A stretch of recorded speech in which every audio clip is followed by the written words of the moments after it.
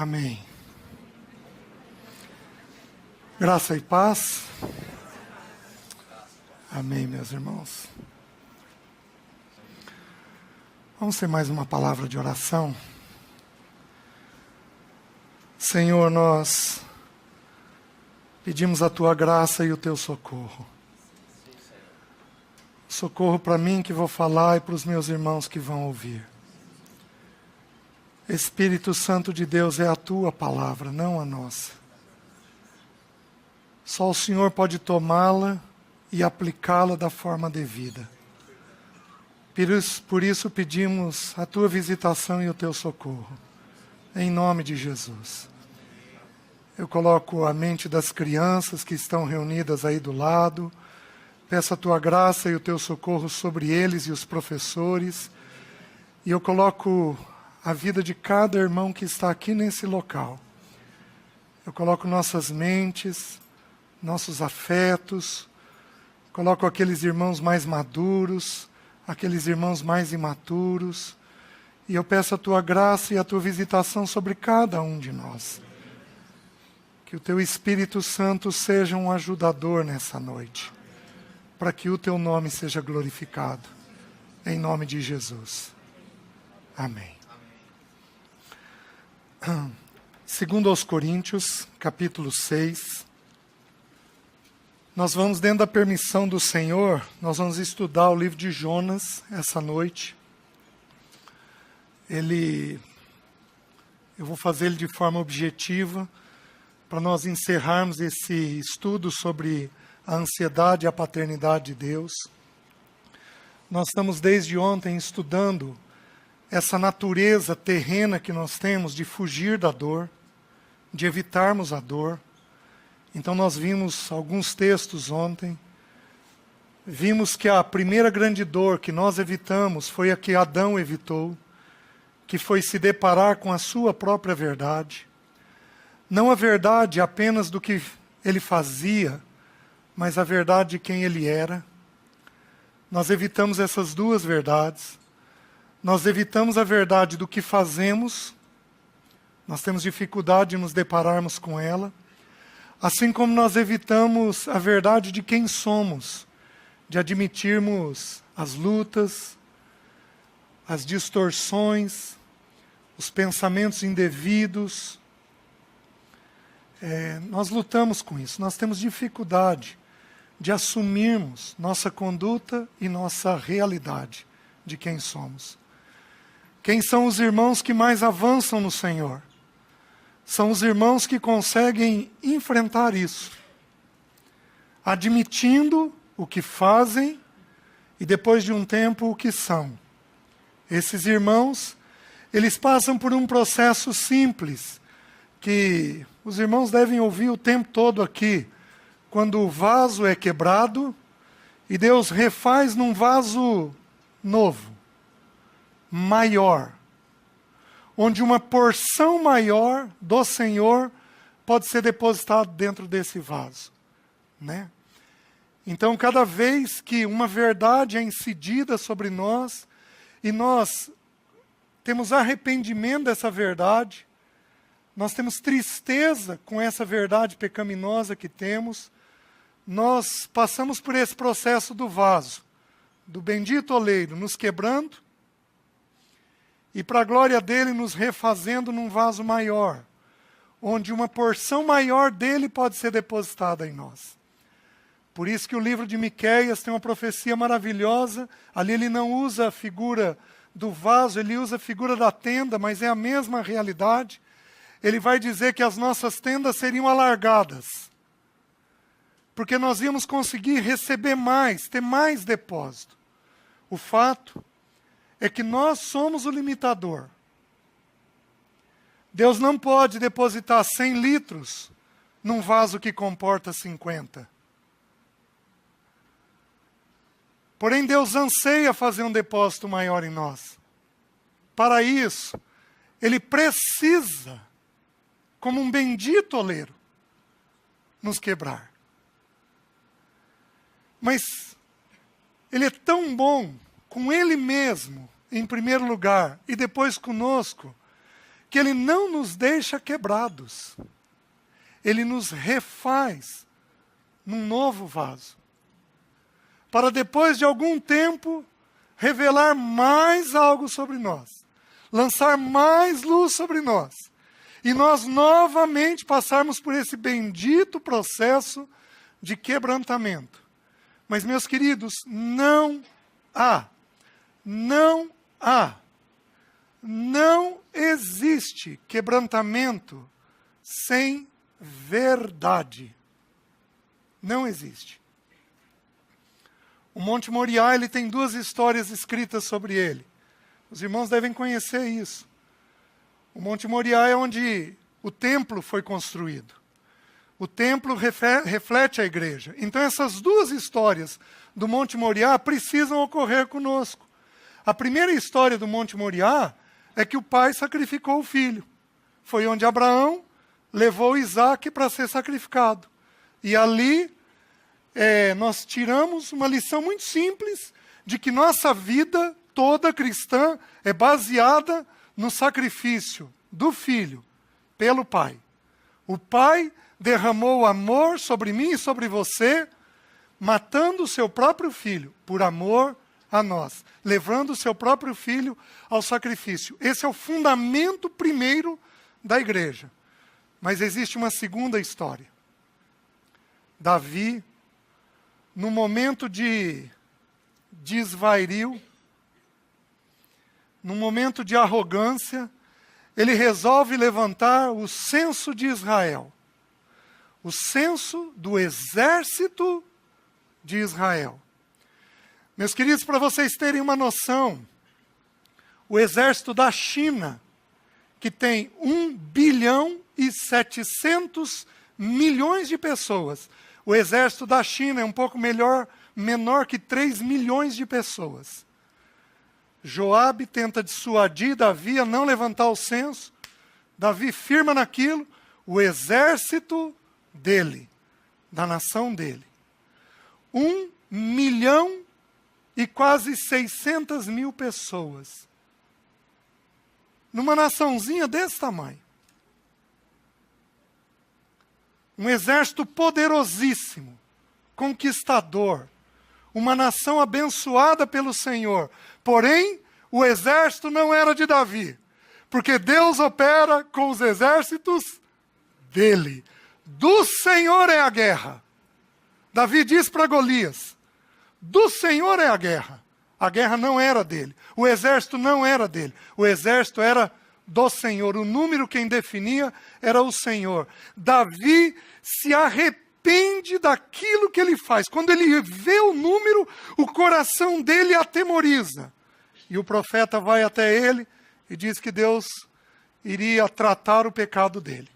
O anjo do julgamento vem e mata 70 mil pessoas na nação de Israel. Suponho eu que 70 mil que tinham um coração semelhante a Davi.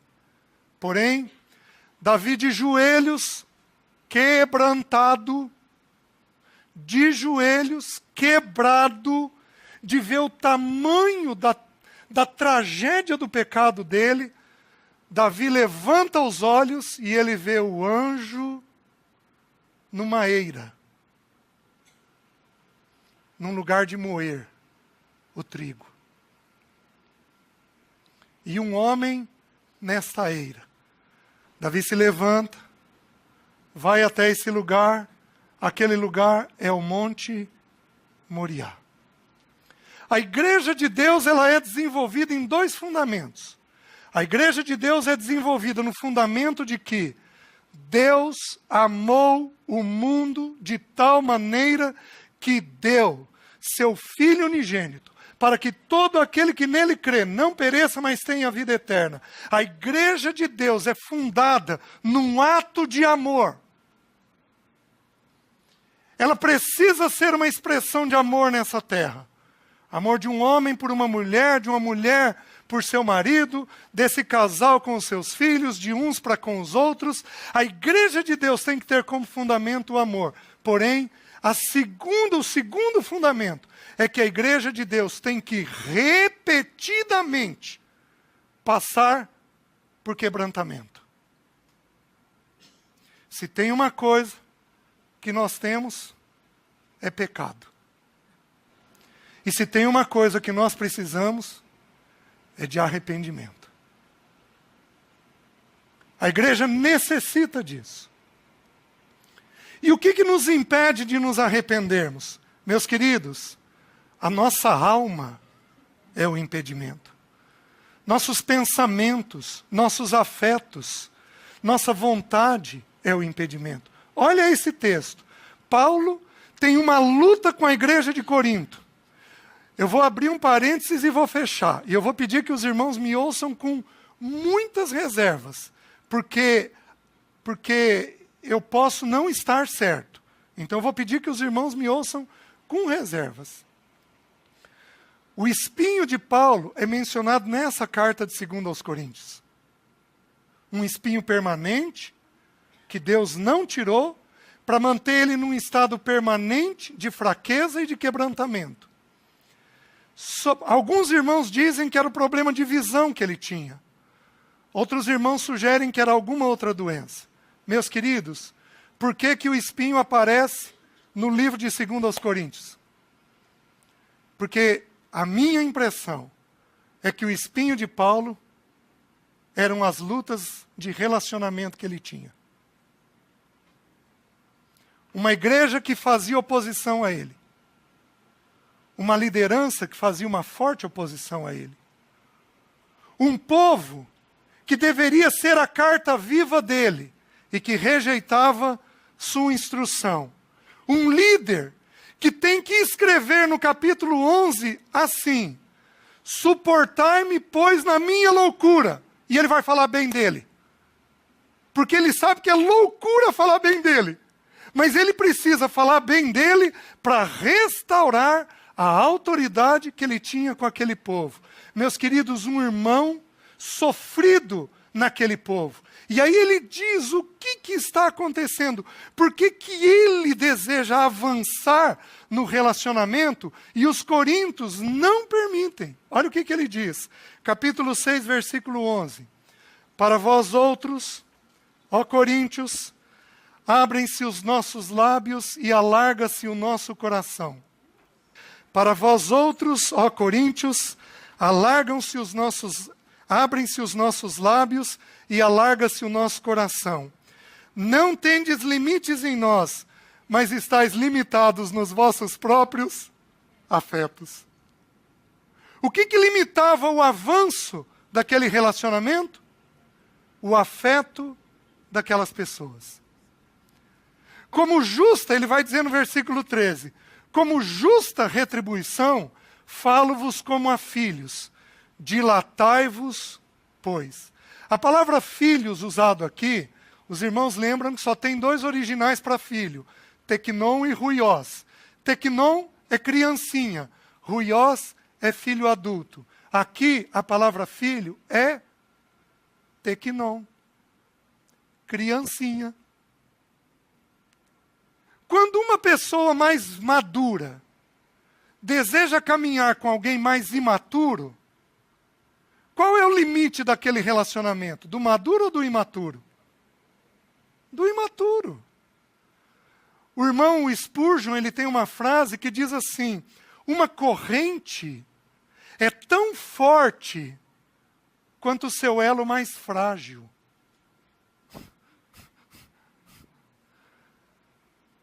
Nós somos em 150, 200 irmãos. Uma corrente de 200 irmãos. Qual é a capacidade dessa corrente? O seu elo mais frágil. Pessoas infantilizadas, imaturas, que não trataram a sua mente, os seus pensamentos, que não trataram os seus sentimentos. A palavra afeto, aqui, ela é tirada de intestino, de vísceras. Está falando de fígado, de rim, de pulmão. Por quê? Porque naquela época entendia-se que esta parte aqui era a fonte dos afetos nossos. Vocês querem ver? Quem aqui de vez em quando tem um afeto e sente um apertão no peito? Todos nós temos isso. Isso é ansiedade. Isso é angústia, vem aqui. Então eles traduziam o quê? Eles traduziam que o afeto estava aqui. Mas essa palavra fala de afetos intensos. Não é daquela coisa, eu vou andar um pouquinho, de, meu irmão, nossa, que bom que você fez hoje de manhã servindo a ceia para nós. Não, é aquela coisa do que, meu irmão, você não sabe como é que você me amou nessa manhã. Fala de um afeto intenso. Irmãos que têm um afeto exacerbado dentro de si, no bom e no mau sentido.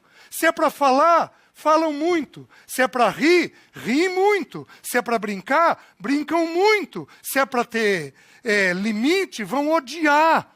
O irmão está falando desse tipo de afeto. Não tendes limites em nós, mas estáis limitados nos vossos próprios afetos. Meus queridos, o nosso pensamento e o nosso sentimento é um limitador para a nossa vontade. O nosso pensamento e o nosso sentimento é um limitador para a nossa vontade. O que Deus quer é alcançar a nossa vontade. Porém, nós temos limites na nossa mente e no nosso sentimento. E por que então não resolvemos? Porque não lidamos com a verdade.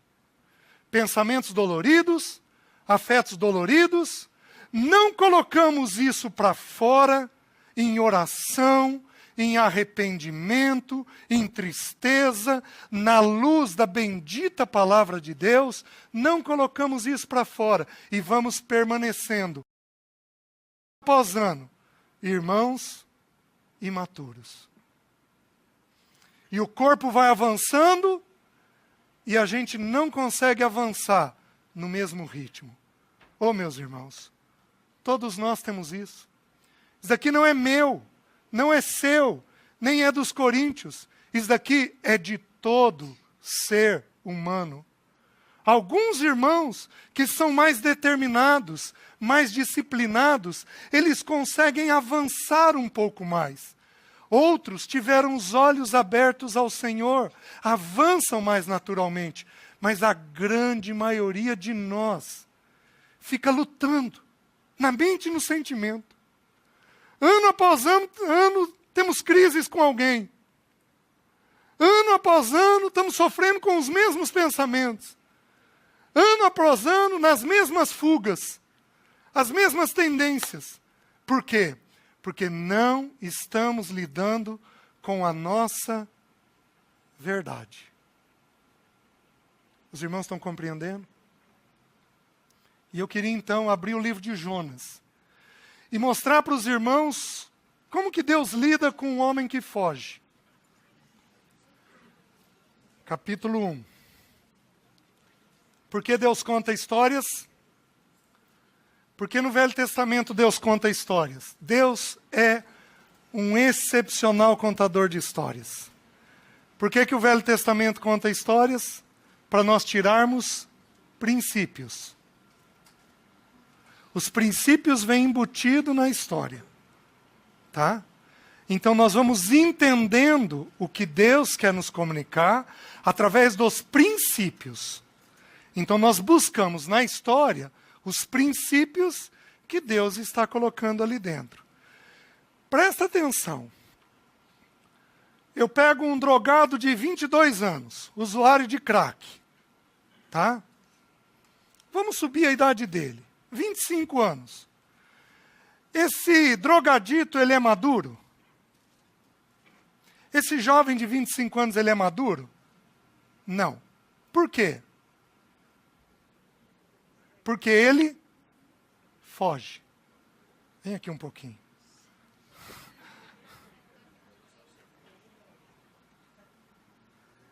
Viver dói. Não tem jeito. Se alguém aqui falar que não tem dor nenhuma na vida, é um tremendo mentiroso. Isso não é verdade. Vai ter dor física, vai ter dor emocional, vai ter dor espiritual. Viver dói. Quando dói, pesa. Pesou, qualquer um de nós quer fazer o quê? fugir. Então tem dor e dor. Eu vou dar um beliscão. Dói. Ó. Ele teve muito respeito comigo. Por que Jonas fugiu? Porque alguma coisa doeu. Só que os irmãos têm que guardar o que eu estou dizendo. Quem foge, não cresce. Eu pego irmãos de anos de vida cristã, irmãos que leem a Bíblia, você vai conversar com eles, eles têm coisas básicas não tratadas. Por quê? Ele não tem a maturidade adequada. Por quê? Porque ele achou mecanismos de fugir sempre que Deus lança alguma luz sobre o coração dele. Meus queridos, Deus é tão dócil que Ele lança a luz que nós suportamos. Mas o caminho do justo é como a luz da aurora, que vai brilhando mais e mais até ser dia perfeito. Eu, quando vou orientar alguém, eu corro o risco de abrir uma luz que a pessoa não suporta. Mas Deus nunca faz isso conosco. Ele não acende um holofote diante dos meus olhos, porque senão eu vou fechar os olhos. Ele revela a luz que eu suporto. Deus não pede nada para nenhum de nós que nós não aguentaríamos. Tudo que Ele pede é suportável para nós. Então o que acontece com Jonas? O Senhor vem e pede algo para ele. Algo dolorido. Até porque o caminho do Senhor é um caminho estreito. É um caminho de morte. Não é um caminho fácil. Espaçoso e largo é um caminho, mas que conduz para a perdição. Mas o caminho do Senhor é um caminho estreito. Então, o Senhor muitas vezes nos fala coisa passando um bálsamo. Mas o Senhor muitas vezes nos fala coisa que é um caminho estreito, é um caminho de dor, é um caminho de sofrimento, de quebrantamento. Porém, é o caminho do Senhor. O Senhor Jesus, quando Ele entendeu que chegou a hora, em Lucas 9, Ele vira e diz, lá o texto, Lucas diz, que o Senhor tinha no semblante uma forte determinação de ir para... Chegou a hora de sofrer. Ele não teve medo daquilo. Esse é o nosso modelo. Então, quando o Senhor nos reserva um caminho de dor, nós temos que pôr os dois pés nesse caminho, a mente, o coração, o afeto, de um jeito adequado nesse caminho. O que houve com Jonas? Deixe-me ler alguns versículos e eu vou explicar para os irmãos. Veio a palavra do Senhor a Jonas, filho de Amitai, dizendo, dispõe-te, vai à grande cidade de Nínive e clama contra ela, porque a sua malícia subiu até mim. Jonas se dispôs, mas para fugir da presença do Senhor, para Tarsis. E tendo descido a Jope, achou um navio que ia para Tarsis.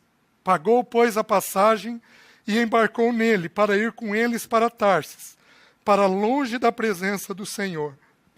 Mas o Senhor lançou sobre o mar um forte vento e fez-se no mar uma grande tempestade, e o navio estava a ponto de se despedaçar. Então os marinheiros, cheios de medo, clamavam cada um ao seu Deus e lançavam a carga ao mar, a carga que estava no navio, para o aliviarem do peso dela. Jonas, porém, havia descido ao porão e se deitado, e dormia profundamente. Chegou a ele o mestre do navio e lhe disse, que se passa contigo, agarrado ao sono? Levanta-te, invoca o teu Deus. Talvez assim esse Deus se lembre de nós, para que não pereçamos. E diziam uns aos outros, vinde e lancemos sortes, para que saibamos por causa de quem nos sobreveio este mal. E lançaram sortes, e a sorte caiu sobre Jonas. Então lhe disseram, declara-nos agora por causa de quem nos sobreveio este mal, que ocupação é a tua, de onde vens, qual a tua terra, e de que povo és tu? Ele lhes respondeu: sou hebreu e temo ao Senhor, o Deus do céu, que fez o mar e a terra. Então os homens ficaram possuídos de grande temor e lhe disseram: que é isso que fizeste? Pois sabiam os homens que ele fugia da presença do Senhor, porque ele o havia declarado. Disseram-lhe: que te faremos para que o mar se nos acalme? Porque o mar se ia tornando cada vez mais tempestuoso. Respondeu-lhes: tomai-me e lançai-me ao mar, e o mar se aquietará, porque eu sei que por minha causa vos sobreveio esta grande tempestade. Entretanto os homens remavam, esforçando-se por alcançar a terra, mas não podiam, porquanto o mar se ia tornando cada vez mais tempestuoso contra eles. Então clamaram ao Senhor e disseram: ah, Senhor, rogamos-te que não pereçamos por causa da vida deste homem, e não faças cair sobre nós este sangue, quanto a nós, inocente, porque tu, Senhor, fizeste como te aprouve.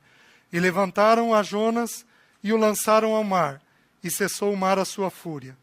Temeram, pois, estes homens em extremo ao Senhor, e ofereceram sacrifícios ao Senhor, e fizeram votos. Deparou o Senhor um grande peixe, para que tragasse a Jonas, e esteve Jonas 3 dias e 3 noites no ventre do grande peixe. Até aqui.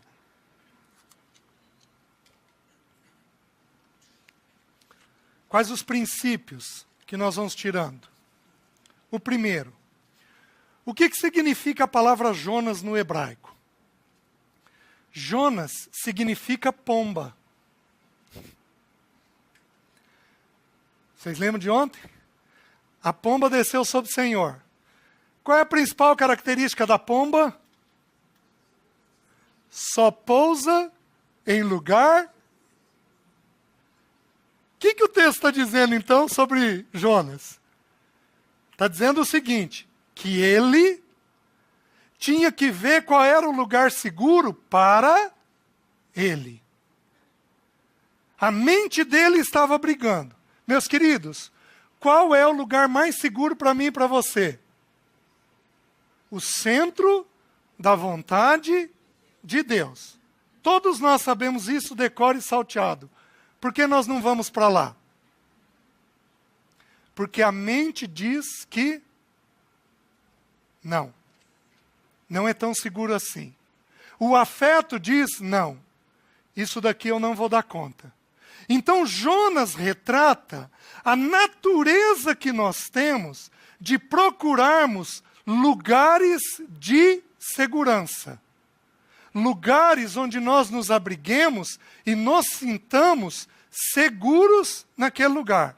A gente procura pessoas, a gente procura médicos, a gente procura relacionamentos, a gente procura dinheiro, coisas que de alguma forma vão nos dar segurança. Cada um de nós aqui tem o seu cantinho de segurança, que não o Senhor, porque o Senhor deveria ser o único abrigo seguro.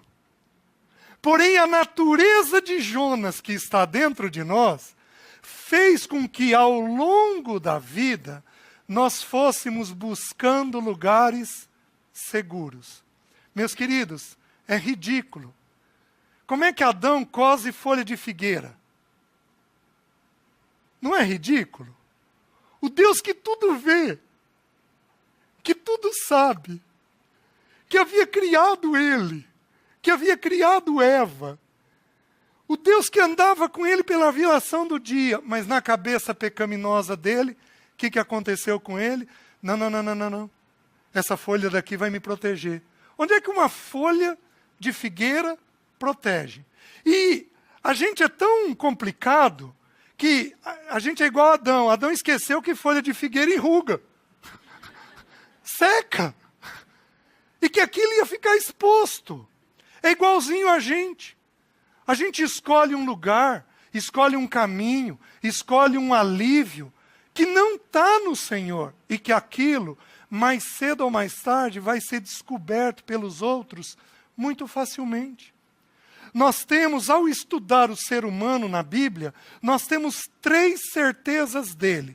As mesmas 3 nós vamos encontrar no Senhor, quer dizer, as 3 nós temos no ser humano, e nós vamos ter 2 no Senhor, e uma delas não é encontrada no Senhor. Quais as 3 certezas que nós temos a nosso respeito? O ser humano é pecador. Nós vamos pecar. Em segundo lugar, o ser humano tem necessidade de aceitação. Ele vai se apegar a alguém ou alguma coisa. O ser humano tem necessidade de aceitação. A gente, não me levantem a mão. A gente chama cachorro de filho. A gente diz que a gente é vovô de cachorro. Meus queridos, o que é isso? Senão a necessidade de aceitação. Qual é essa necessidade, senão a de apego, de aceitação? Segunda necessidade do homem, aceitação. Terceira necessidade, terceira característica do homem, o homem vai fugir. Nós somos, por natureza, fujões. Nós evitamos a luz. Nós evitamos o caminho do Senhor. Nós temos que ter uma firme determinação de caminhar em direção ao Senhor. Jonas retrata essa natureza adâmica que todos nós temos. Jonas retrata isso. Nós vamos pousar num lugar seguro. Por isso que um casal, ao conversar, se ela fizer uma crítica a ele de primeiro momento, mas e você? Porque para ele é mais seguro falar dela do que falar dele. Eu sei lá onde vai parar essa conversa. Eu sei lá o que eu vou ter que confessar para ela. Eu sei lá o que ela vai me questionar. Então esse movimento não é nada menos, nada mais do que um movimento de proteção e de fuga que todos nós temos. Mas, queridos, qual é a gravidade disso? Não havendo verdade, não há avanço, não há libertação, não há comunhão. Então Jonas, ele ouve a voz do Senhor. E essa voz diz o quê? Diz assim: dispõe-te, vai-te à grande cidade de Nínive e clama contra ela, porque a sua malícia subiu até mim. Queridos, Jonas era um profeta. Jonas sabia que havia uma profecia já dada sobre o reino do norte, de que a Assíria, cuja capital era Nínive, levaria a nação, o reino do norte, cativo. Então Jonas sabia que o seu povo seria levado cativo por aquela nação. E ele sabia que Deus é um Deus clemente. Deus é um Deus de misericórdia. E Deus estava mandando lá ele para clamar e falar de Deus, que se eles não se arrependessem, Deus destruiria eles. Então Jonas fez uma conta simples na cabeça dele. Eu não vou, eles não se arrependem, Deus os destrói e a nação de Israel não é levada cativa. Os irmãos estão entendendo?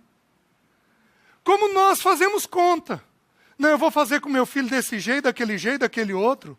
Não, com minha esposa eu vou fazer assim. Não, com o meu dinheiro eu vou fazer dessa maneira. Não, eu vou fazer esse negócio. Não, eu vou comprar tal coisa. A gente começa a fazer movimentos e estratégias na nossa cabeça, porque nós vamos fazer o que é mais seguro para nós. Fazemos sem temor diante de Deus. Fazemos sem pôr o joelho no chão e consultar o Senhor. Fazemos sem considerar qual é a vontade dEle. Fazemos sem temor de Deus nos nossos olhos. Por quê? Porque queremos fazer aquilo que nos dá mais segurança. Meus queridos, nem sempre o Senhor usa de bom senso. Ele vai curar um cego e gospe no chão. Ele joga bactéria no olho do cego. Qual o sentido disso? Me diz a lógica disso. Não tem lógica nenhuma. Então nós fazemos o que o Senhor falou, porque esta é a segurança que nós temos, fazer aquilo que Ele nos falou. Confirmamos na palavra se foi o Senhor, confirmamos com as autoridades que nós temos se foi o Senhor, confirmamos com a multidão de conselheiros se é o Senhor, confirmamos com a paz de Cristo, não é a paz pessoal, porque existe uma paz enganosa, confirmamos pela paz de Cristo, seja a paz de Cristo, árbitro dos vossos corações, e confirmado que o Senhor quer aquilo, fazemos o que o Senhor pediu. Os irmãos estão entendendo? Porém, Jonas não faz isso. A palavra dispõe-te significa, fica de pé. Fica de pé e começa a fazer aquilo que eu estou te pedindo. Vai com urgência fazer isso daqui. Só que Jonas se dispõe. Mas no versículo 3 diz assim, Jonas se dispôs. Mas se dispôs para quê? Ele se pôs de pé. Ele se levantou. Mas ele se levantou para fugir do Senhor.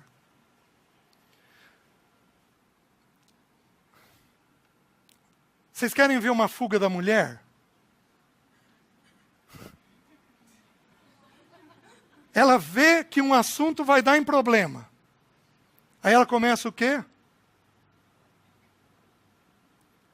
Porque querido, porque querido, e porque querido. E o querido já não está ouvindo faz tempo. E porque querido. E por que ela repete? Porque ela tem segurança de que aquilo que ela está vendo é o que tem que ser feito. E eu não estou dizendo que não é. Eu estou dizendo que o papel dela é auxiliar e não convencer. O que ela tem que fazer? Falar 1, 2 vezes, pôr o joelho no chão e orar por aquele assunto. Jonas se dispôs, mas ele não se dispôs para fazer esse enfrentamento. Ele se dispôs para fugir. E é interessante que o texto diz assim, ele foge da presença do Senhor, ele foge da onde? A palavra presença no original hebraico significa face. Por que nós evitamos algumas reuniões? Por que nós evitamos alguns irmãos? Porque aquele irmão traz luz. Esses dias um pastor muito querido, muito consagrado, falou assim para mim, César, eu estou tão frustrado, mas eu estou aprendendo a lidar, porque eu vou em casamento, eu sento numa mesa e fico sozinho. Por que as pessoas não sentam perto? Porque parece que só de sentar perto com um homem mais sério, a pessoa já vai lançar luz sobre as coisas que ela tem. Nós evitamos aquelas pessoas que representam a face de Deus, que representam a pessoa de Deus. Nós evitamos reuniões, nós evitamos a mesa, nós vamos evitar uma série de situações para nós fugirmos da face de Deus. Os irmãos estão entendendo? Mas não é só isso. Tem um outro princípio maravilhoso, porque diz assim, que ele foge para Tarsis. Sabe o que significa Tarsis no hebraico? Meus queridos, a Bíblia é maravilhosa demais. Sabe o que significa a palavra Tarsis no hebraico? Um paraíso, porém distante.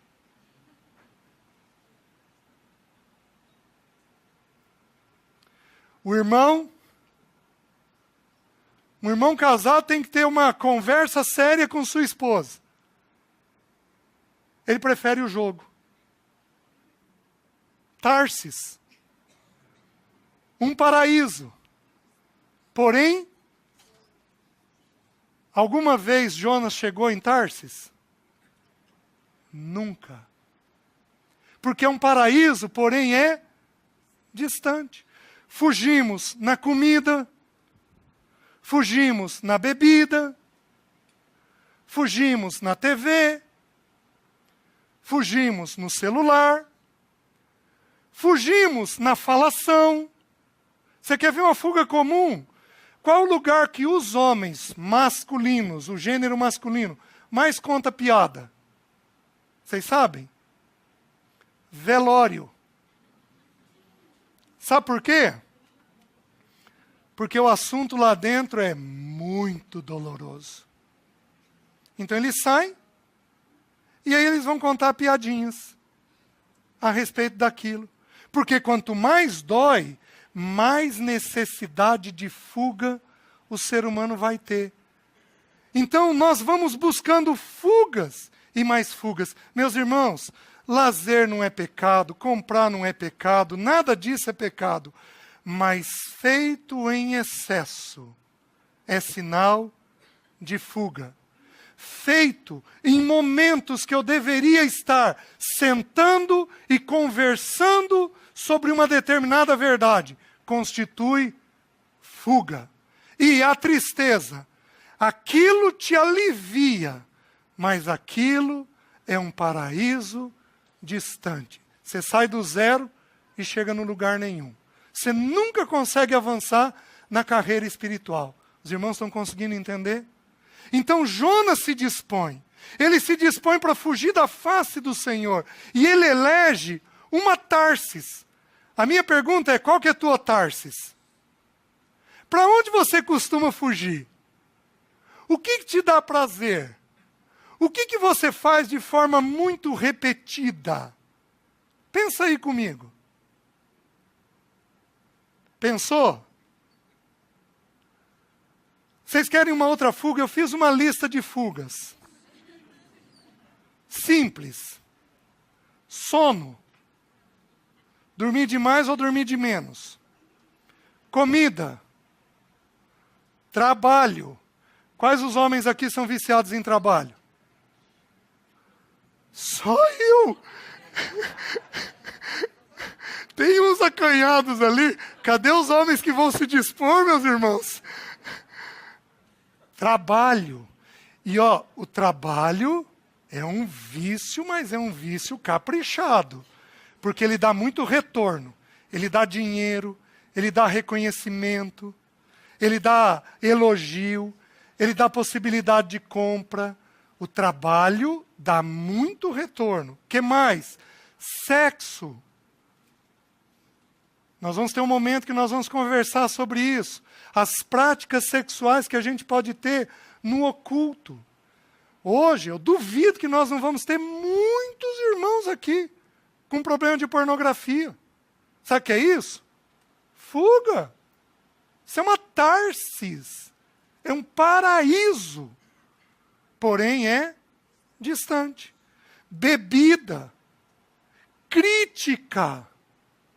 Alguém, não levanta a mão. Alguém aqui é muito crítico? Sempre tem alguma coisa a mais a ser melhorado? Meus queridos, isso é fuga. Porque quando eu critico o outro, eu não me vejo. Ou eu me vejo de um jeito que eu não sou. Eu não faria isto que o irmão fez. Eu não faria isso que fulano fez. Meus queridos, se não é a intervenção de Deus, nós fazemos tanta coisa indevida. Só não somos mais pecaminosos por causa da graça dele. Pensamentos. Esse eu quero saber. Quem aqui pensa muito? Levanta a mão. Levanta alto. Pensamento é uma fuga. Vocês querem ver um outro que é comum? Projetos. Quem que engata um projeto atrás do outro? Pode ser as irmãs dentro de casa. Uma hora é fuxico, outra hora é o tricô, outra hora é o ponto cruz, outra hora... Um projeto atrás do outro. Uma reforma que nunca acaba na casa. Tem que fazer isso, tem que fazer aquilo. Queridos, sabe quem era viciado em projeto na Bíblia? Leia Eclesiastes capítulo 1. Salomão. Ele cuidava no texto do uniforme dos servos. Mas, meus queridos, onde é que um rei tem tempo para cuidar do uniforme? Vício. Um projeto atrás do outro, uma mente que não parava. E por não parar, culmina em problemas sexuais, em problemas financeiros. No seu filho, o que o povo falou? Alivia o jugo, porque o teu pai colocou um jugo pesado, financeiro, sobre nós. Como é que Salomão não teve percepção disso? Um homem sábio, porque ele tinha as fugas dele. Mulheres foram outra fuga. Qual é a necessidade? 300 mulheres, 700 concubinas. Isso é insano. Qual é a necessidade disso? Fuga. Uma coisa que não cessa na mente. Meus queridos, alguns de nós pensamos muito, fazemos muito projeto. Por quê? Porque nós fugimos nos nossos pensamentos. Nós vamos criando as nossas Tarses, os nossos paraísos distantes. Eu lembro, quando eu estava em Curitiba, estudante, acabar de me converter, e o meu pai tinha 6 filhos estudando fora, e eu morria de dó do dinheiro do meu pai. Então eu fazia um orçamento que todo mês faltava. Todo mês faltava. E aí a Alessi, ela já namorava com ela, a Alessi me socorria. Por isso que eu tenho que cuidar bem dela hoje, né? Olha o que eu fazia. Alguns já fizeram isso. Quantas vezes eu andava na rua olhando o chão? Para quê? Para achar um dinheiro. Quem aqui já teve essa fantasia de achar dinheiro na rua? Sabe por quê? Uma fuga. Vocês estão vendo a sutileza? A gente cria um paraíso distante. A gente cria uma forma de aliviar aquela dor que nós estamos tendo. O perfeccionismo é uma outra fuga. Terrível em quem tem. Quem aqui é perfeccionista, levanta a mão. Ou quem aqui é rígido, levanta a mão. Só? Levanta alto para eu ver. Isso. Meus queridos, coitado dos nossos filhos. Porque nós vamos judiar deles em função dessa tensão que nós colocamos. E sabe por que nós somos perfeccionistas? Porque se tu tiver daquele jeito, parece um paraíso. Que mulher aqui é viciada em limpeza? Levanta a mão.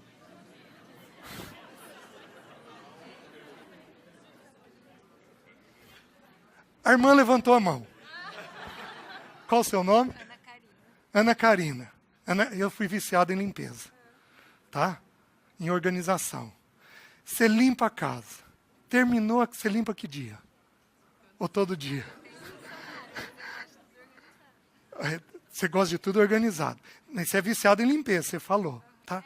Qual é a sensação depois que tudo está limpo? Gente, que delícia. Ai, que gostoso. Sabe o que é isso? Tarses.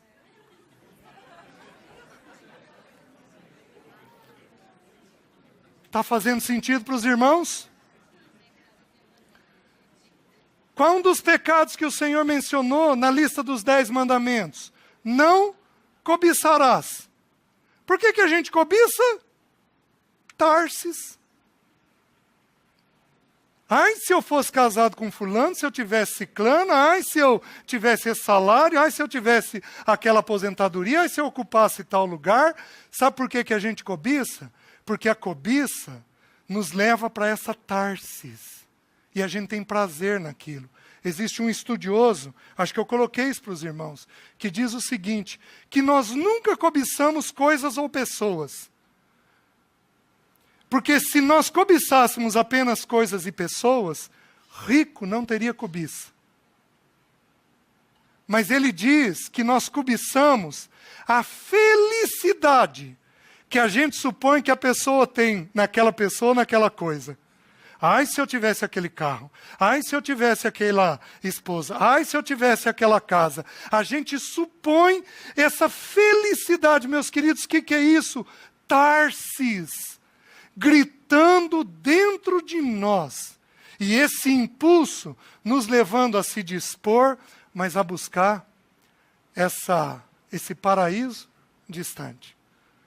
E aí o que ele faz? Ele diz assim, E tendo descido a Jope. Sabe o que significa Jope? Beleza. Gente, a Bíblia não é maravilhosa? Gente, é maravilhoso. Então nós vamos procurar algo belo, algo que nos agrade.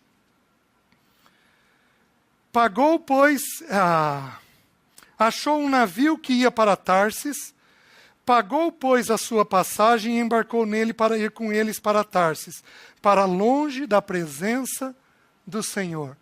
Este paraíso que nós buscamos, esse paraíso chamado Tarsis, não aquele, esse daqui, não será alcançado. E a gente paga preço para fugir. Qual é o preço da fuga? O preço da fuga é o não crescimento. E meus queridos, eu vou dar uma palavra muito particular para os homens agora. Sejam os jovens, sejam os adultos. Prestem atenção. Nós somos a semente da casa. A nossa casa alcança o que nós alcançamos. Nós somos o prumo da casa. Deixa eu explicar. A Bíblia diz que Jesus é a pedra de esquina. Sabe o que é a pedra de esquina? Você vai levantar uma parede. Essa parede aqui, quando foi levantada, se for da forma convencional, é colocado um tijolo aqui e um tijolo na outra coluna. Passa-se um fio. E aí a parede é levantada no risco daquele fio. Então a pedra de esquina é a pedra de modelo. Quem é a pedra de esquina? Jesus. Porém, quem que representa Jesus no casamento? O homem. Se nós formos uma pedra torta, a casa inteira fica torta. Se tem uma coisa, essa humanidade está do jeito que está, apenas por falta de homens.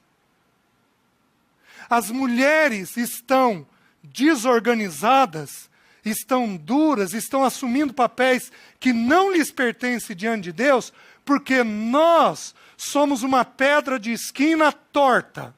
E somos tortos porque fugimos. Somos tortos porque não enfrentamos a realidade nossa, as nossas verdades. Encontramos desculpas e mais desculpas para não resolvermos as tendências pecaminosas que nós temos. Os homens dessa congregação precisam se colocar de pé, se dispor diante do Senhor para não fugirem da face do Senhor. Os irmãos estão entendendo? E eu não estou falando de vir reunir. Porque isso os irmãos fazem. Mas eu estou falando daquele tempo devocional íntimo, onde luz é lançada, onde pecado recebe nome. Eu sou adúltero, eu tenho problema de imoralidade, eu sou ladrão, eu roubo o tempo do meu patrão, eu já roubei dinheiro de fulano e de ciclano, eu tenho o problema de falar demais, eu tenho o problema de fugir. Dá nome para os nossos pecados. E depois que fizermos isso, diante de Deus, chamarmos nossas mulheres, chamarmos nossos filhos e começarmos, mediante a orientação do Senhor, a pedir perdão por quem somos, por aquilo que fazemos, por quem somos. E são essas as pessoas que Deus derrama o Espírito. Porque Deus não pode derramar o Espírito naquilo que está cheio. Nós temos que ser esvaziados pela confissão, pelo quebrantamento, pelo arrependimento. Não é à toa que essa história se dá com um homem e não com uma mulher. Porque nós, homens, precisamos como nunca dessa atitude de enfrentamento das nossas lutas pessoais. Jonas se dispõe, embarca no navio. Qual é o preço que nós pagamos quando fugimos? Paramos o nosso crescimento. No capítulo 3, a mesma ordem é falada para Jonas. Deus tem que repetir a ordem.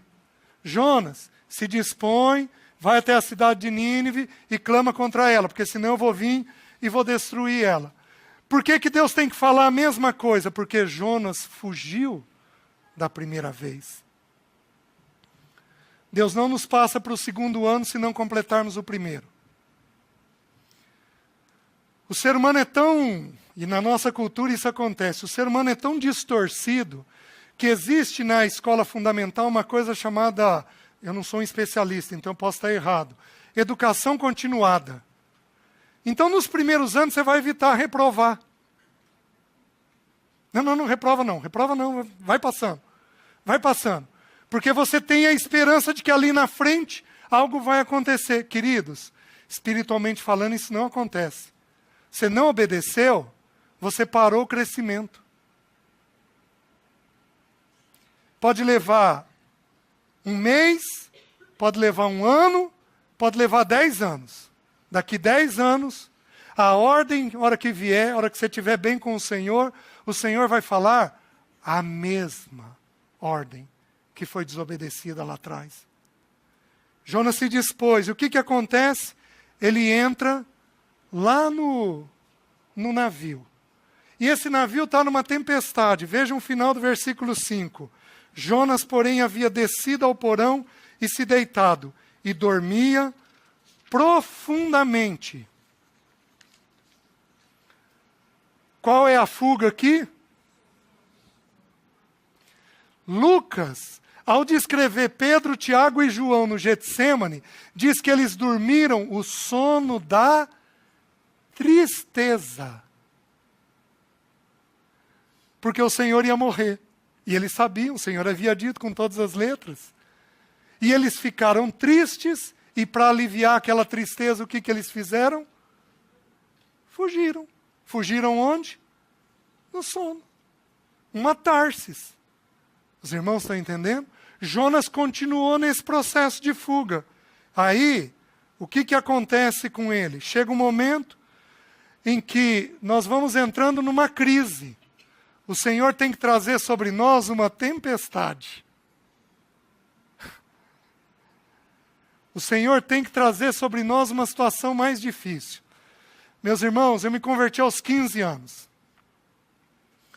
Aos 23 anos eu tive uma crise de ansiedade e depressão. Eu contei para os irmãos, num dos estudos. Meus queridos, eu fiquei 4 anos nessa crise. No final desses 4 anos, eu abri toda a minha verdade. Eu contei para os irmãos como eu confessei, né? A lentidão que eu tive.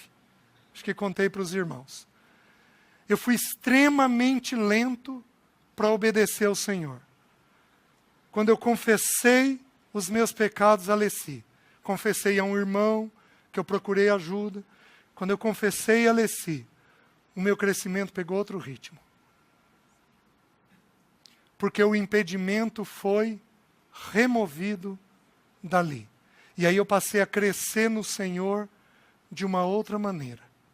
Chega um momento em que o Senhor tem que trazer uma crise, uma situação mais difícil, para que aquelas verdades que por anos estiveram povoando a mente e o afeto da gente, possam vir para fora. E Deus então comunicar conosco quem nós somos, o que nós fazemos e o que nós somos. Deus então lançar luz dessa verdade, nos convencendo dessa verdade. Queridos, não precisaria ser assim. Mas a nossa resistência faz com que o Senhor tenha que trazer uma tempestade sobre nós. E o que é triste, essa tempestade não veio só sobre Jonas, porque veio sobre todos os marinheiros que estavam naquele barco. Isso é para que nós compreendamos uma coisa muito simples. Um planta, na vida familiar, um planta, e todo mundo colhe. Na vida familiar não tem outra maneira de ser. Um plantou, todo mundo vai colher. Porém, o pecado do pai e o pecado da mãe são mais graves. Porque nós somos modelo, nós somos referência. Então chega um ponto em que o Senhor precisa nos tratar. E como nós estamos recusando, o Senhor vai usar a vida de alguém. No caso aqui, usou os marinheiros. E os marinheiros acordaram Jonas, porque eles entenderam alguma coisa está acontecendo. E Jonas, lá no versículo 10, já tinha dito para eles, que é isso que fizeste? Pois sabiam os homens que ele fugia da presença do Senhor, porque lhe havia declarado. Então Jonas estava dizendo, ele estava numa crise tão grande que ele falava até o que não devia. Quem em nós, numa crise de ansiedade, não fala o que não deve? Porque a gente fica descompensado. Se ele está fugindo, o que era para ele fazer? Alguém em fuga faz o quê? Fica quietinho. Mas não, ele estava tão descompensado que ele falou com aquelas pessoas. E meus queridos, ele abre que ele é hebreu. Ele abre que o Senhor, que o Jeová, ele é Senhor do céu e da terra, do mar e de tudo que neles existe. E os marinheiros, aquela região é uma região estreita, muito possivelmente conhecem a história do Mar Vermelho. Que marinheiro que não vai conhecer a história do Mar Vermelho? Então aqueles marinheiros ficam apreensivos. E eles então dizem para Jonas, perguntam o que ele é, o que tem que fazer, e Jonas diz, me joga no mar. Me joga na tempestade. Que o mar revolto vai parar, vai acalmar. E eles tinham temor. Tentaram remar. Até que a tempestade ficou numa adversidade muito grande, eles pedem perdão ao Deus, e eles lançam Jonas ao mar. E a tempestade cessa. E esses homens temem ao Deus dos céus. Nossa crise. Deus não tem medo de colocar um filho dele em crise. E Deus vai usar a crise para dar um testemunho. Deus usa as crises que a gente tem para dar um testemunho. Eu nunca compreenderia os irmãos se eu não tivesse passado por crise. Eu nunca entenderia esse funcionamento da nossa alma se o Senhor não tivesse permitido que eu passasse. Bendita crise, santa crise, provocada pelo meu pecado, mas santa conduta de Deus na minha crise, para que eu então fosse resgatado das minhas verdades dentro dessa crise. Os irmãos estão entendendo? Porém, Jonas mergulha. E o Senhor levanta um grande peixe, possivelmente um cachalote, e não uma baleia. Nós temos uma história aqui na Argentina, inclusive com fotografia de um homem que foi tirado de um marinheiro, que foi tirado de dentro de um cachalote. Então Jonas, só o Senhor, né? Se o texto dissesse que Jonas tinha engolido o cachalote, eu não tinha problema de acreditar. O cachalote engolindo Jonas está mais fácil ainda. E aí, tenta entender os princípios que vão ser ensinados agora. Meus irmãos, só mais um instante eu encerro, tá? Tenta entender os princípios. Na crise, qual a primeira coisa que ele faz? Então Jonas, do ventre do peixe, orou ao Senhor seu Deus e disse, na minha angústia clamei ao Senhor e ele me respondeu. Do ventre do abismo gritei e tu me ouviste a voz. Qual a primeira coisa que a gente faz em crise? Ora. Senhor, me ajuda. Senhor, me ajuda. Senhor, me ajuda. Senhor, seu meu socorro. Senhor, me ajuda. Meus queridos, em crise de ansiedade só entende quem já teve. Aquilo é desesperador. Só entende quem passou. Senhor, me ajuda. Senhor, seu meu socorro. Isso é o que a Bíblia chama de suplicar. Uma palavra de estudo. Uma frase de estudo. Não é aquela oração normal que nós fazemos. É uma súplica. Senhor, o Senhor está vendo. Senhor, o Senhor está vendo. Senhor, me socorre. Senhor, me socorre, Senhor, me socorre. E Jonas tinha uma segurança. Ele sabia que não importava onde, ele estava sendo ouvido. Gravem aí, Salmo 63, 13. Bendito seja Deus, que não me rejeita a oração, nem aparta de mim a sua graça, o seu favor. Jonas tinha segurança nessas verdades, meus queridos. E então, ele começa a oração dele, mas aí nós tiramos alguns princípios. Vejam o primeiro. Pois me lançaste no profundo, no coração dos mares. Toda crise que nós enfrentamos, mais severa, ela é um momento de escuridão.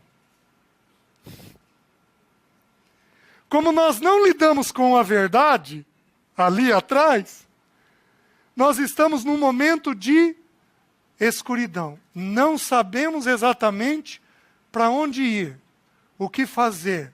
Somos tomados por essa escuridão própria do profundo. O profundo dos mares é escuro. Muito escuro.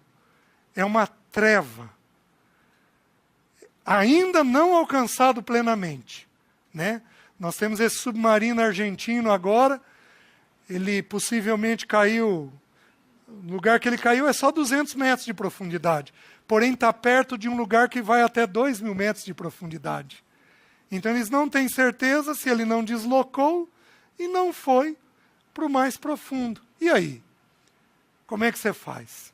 Quanto tempo vai para você levantar essa informação? Nas crises, nós temos uma situação desesperadora porque nós não sabemos para onde ir e o que fazer. Primeira coisa. Depois diz assim,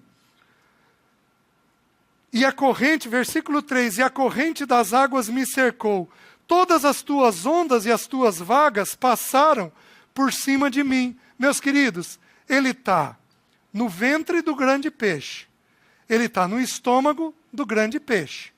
Você está me entendendo? O peixe vai nadar de que jeito? De que jeito que Jonas vai ficar lá dentro?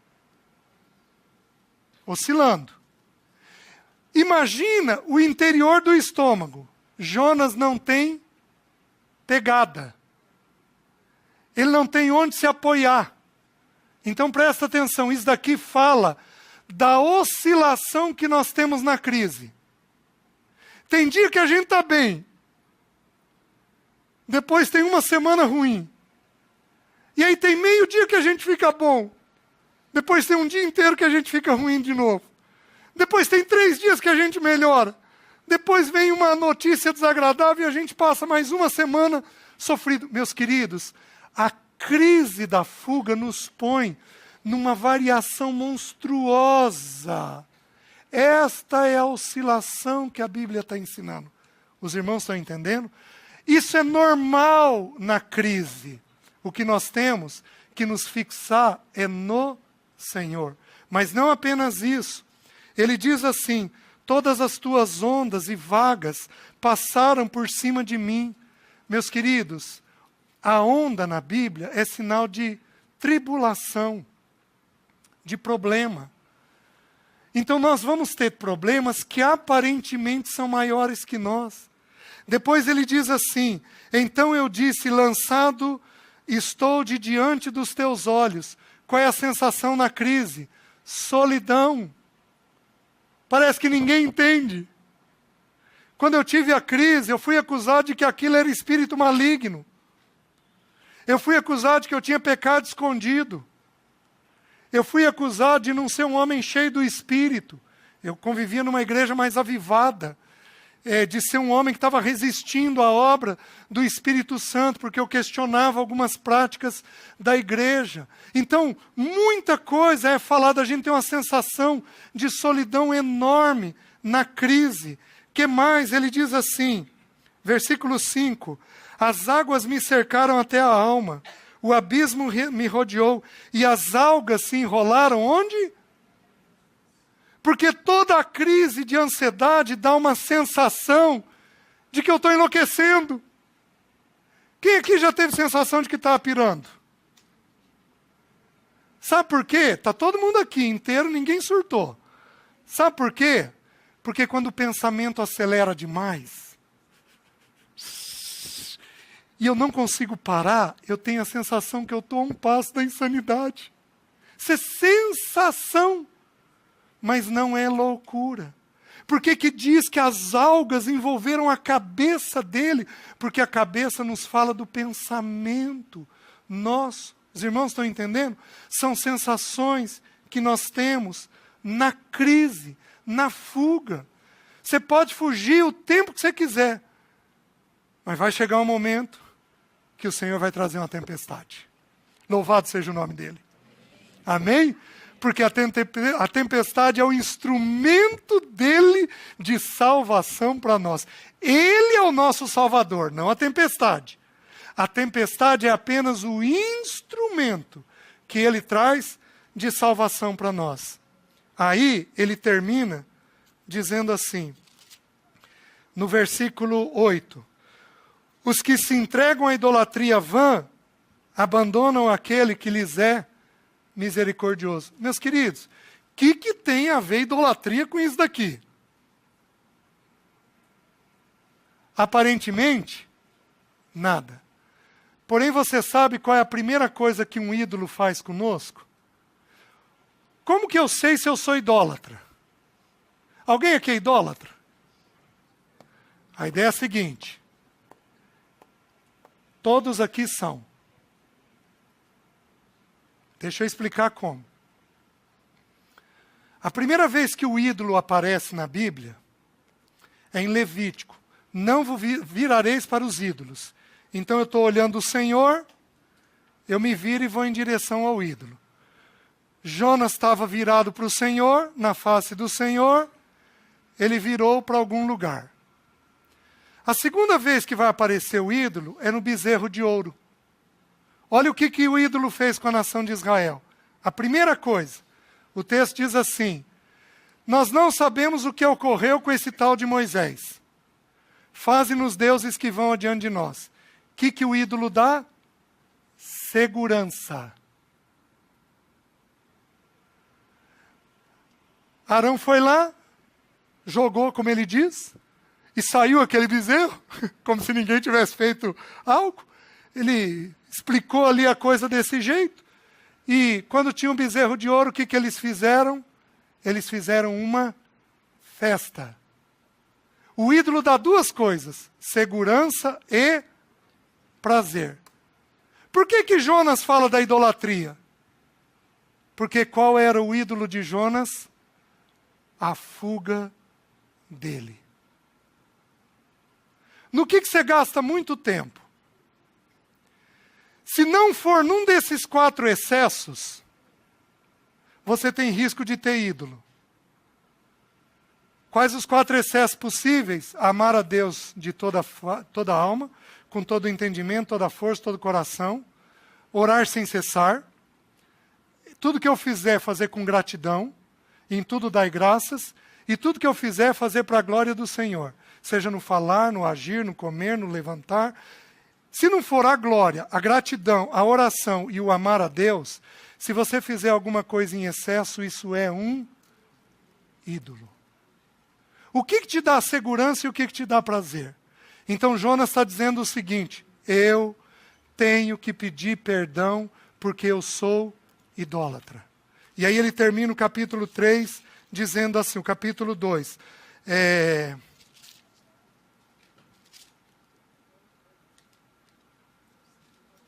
Ao Senhor pertence a salvação. Final do versículo 9. E aí então, quando nós alcançamos isso, Jonas de um momento para o outro é tirado da crise. Presta atenção para aqueles que estão em crise. Não levanta a mão não. A hora que você menos esperar vai acabar. Louvado seja o nome do Senhor. Gente, eu vejo isso toda semana. Nossa, louvado seja o nome do Senhor. A hora que você menos esperar, o Senhor dá ordem para o grande peixe e ele te vomita. E você sai daquela crise. O problema é que 3 dias e 3 noites no suco gástrico te deixa mais alvo que a neve. Jonas saiu branco, corroído pelo suco gástrico. O Senhor tem que deixar uma ou outra marca em nós. Vocês lembram em Jacó? Feriu a coxa. Vocês lembram em Moisés? Feriu a língua. Aqui em Jonas, feriu a pele dele. Para nós nos lembrarmos de nunca mais trilharmos aquele caminho de fuga novamente. Meus queridos, a luta para não fugir vai até o caixão. Não vai ter jeito. Qualquer momento da vida nós podemos retornar a esse caminho de fuga. Mas se o Senhor nos der graça, nós vamos aprender a não fugir. Porém, a história não termina aí. E eu já vou encerrar. Jonas vai até Nínive. E diz que lá em Nínive, ele prega ao povo. E a cidade de Nínive era uma cidade de ser percorrida em 3 dias. Era uma capital. Era uma cidade grande. E ele tinha que clamar contra aquela cidade. E Jonas, o texto diz que ele necessitava de 3 dias para percorrer aquela cidade. Porém, o texto diz assim, diz no versículo 4, começou Jonas a percorrer a cidade caminho de porque quando nós vamos saindo da crise, nós vamos saindo de que jeito? Devagar. Com temor. Para não incorrer nos mesmos erros de antes. Então nós vamos devagar. A crise tem que te ensinar alguma verdade. Em geral, por que caímos na crise?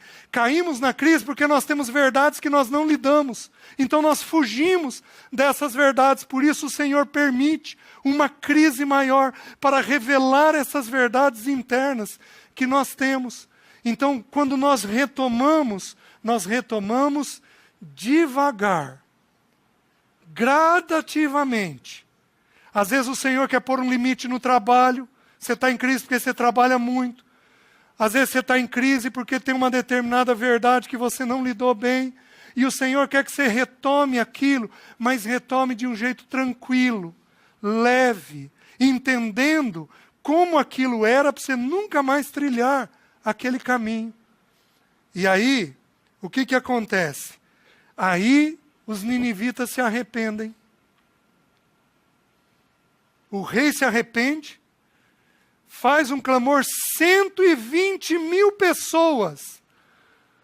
O arrependimento desse povo é tão severo que até os animais eles jogam pó sobre eles em sinal de arrependimento. Meus queridos, esse rei e esse povo ouviu e se arrependeu. Possivelmente os marinheiros haviam chego naquela cidade e contado aquele milagre. Jonas, quando chega daquele jeito com a sua pele, é uma confirmação de tudo isso. O Senhor não precisava disso, mas usou também estas coisas. E aqueles ninivitas se encontram então arrependidos. Mas qual é o problema do nosso irmão Jonas? Qual era a verdade dele? Ele não era um irmão misericordioso. Ele não era uma pessoa que tinha alegria em ver o arrependimento dos outros. Ou ele era tão idólatra que ele amava a nação de Israel mais do que o ser humano. Deus pode destruir esses 120.000, mas preserva a nação de Israel. Tem algumas pessoas que são assim. São tão ligadas, são tão patriotas, que não importam o que acontece com os outros, o que importa é preservar a nação deles. Eu não sei qual era a motivação de Jonas, eu sei de uma coisa, esse irmão não tinha misericórdia. E Deus queria lançar luz sobre essa verdade. E aí o capítulo 4 diz assim, com isto desgostou-se Jonas extremamente e ficou irado. Oh, mas como Deus é especialista em pôr a gente para fora. Em trazer a verdade da gente para fora.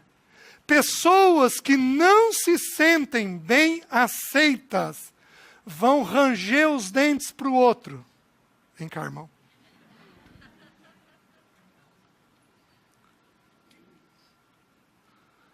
Você não gosta de mim. Faz uma cara feia.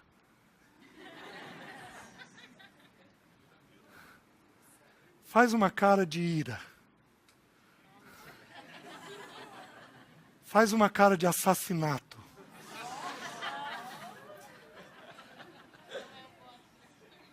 Vocês acham que isso não tem entre nós? Ou vocês acham que não tem Jonas aqui?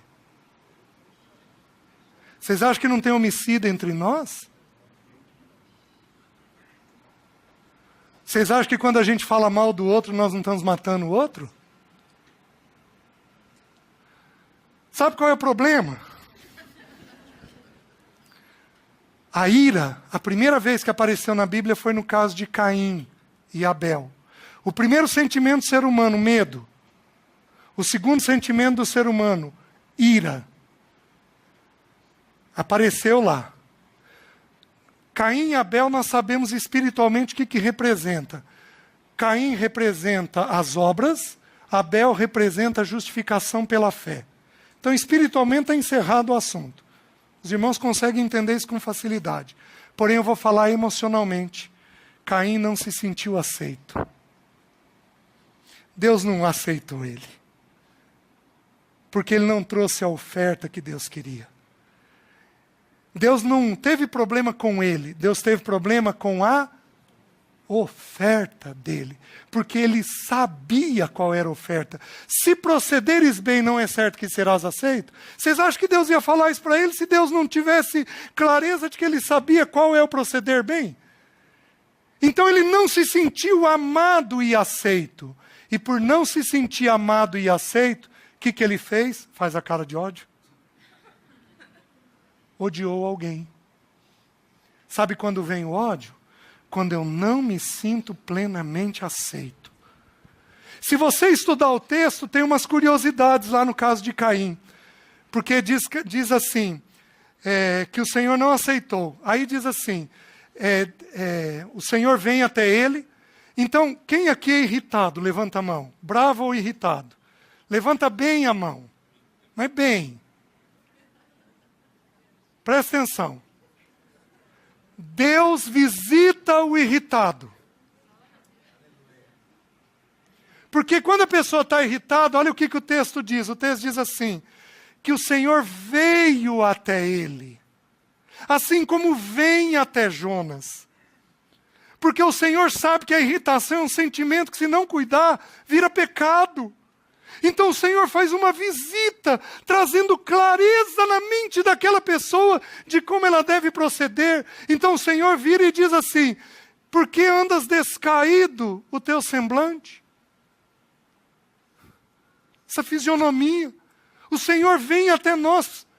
E aí o Senhor diz assim, se procederes bem, não é certo que serás aceito, mas se procederes mal, eis que o pecado jaz à tua porta e a ti cumpre dominá-lo. Sabe o que é proceder bem e proceder mal no original hebraico? Estar satisfeito. Sabe quando é que a gente tem raiva? Quando é que a gente tem ira? Quando a gente não está satisfeito. E a gente não está satisfeito porque não se sente aceito. Não se sente amado. Não se sente cuidado. Não se sente visitado pelo Senhor. Não se sente aceito pelo Senhor, não se sente aceito pelas pessoas, aí então nós odiamos. Quem são as pessoas que mais odeiam? Ouçam com reservas, porque a psicologia diz isso. Aqueles que não tiveram aceitação, especialmente de mãe. Porque você não espera que uma mãe rejeite. Aí eles lutam mais ainda com isso, com esse sentimento dentro de si. Meus queridos, Jonas tinha essa luta interna.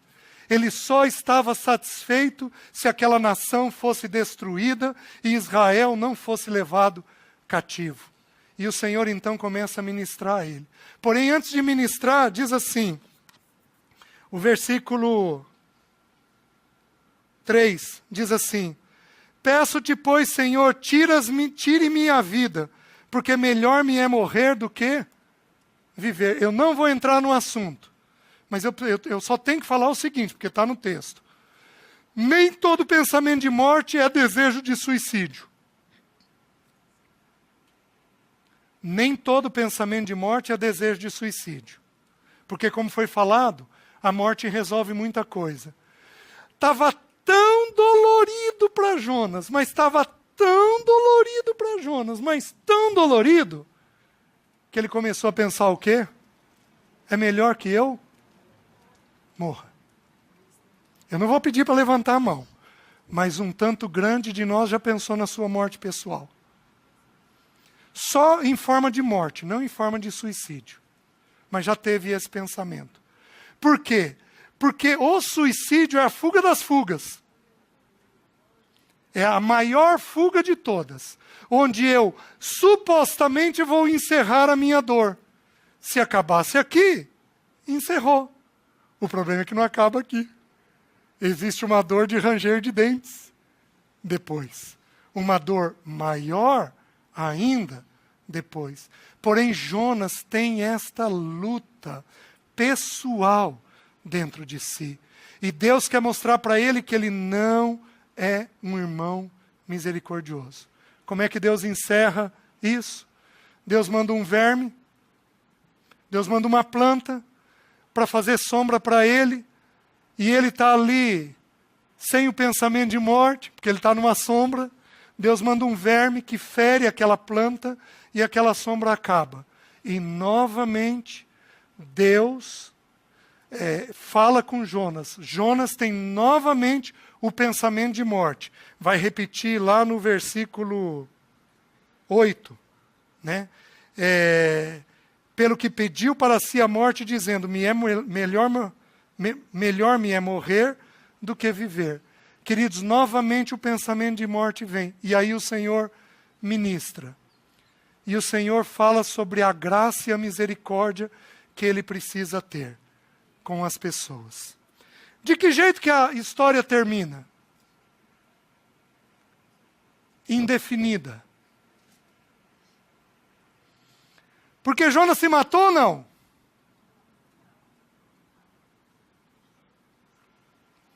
Jonas obedeceu plenamente ou não? Ele entendeu ou não? Nós não sabemos o que houve exatamente com Jonas. Por quê?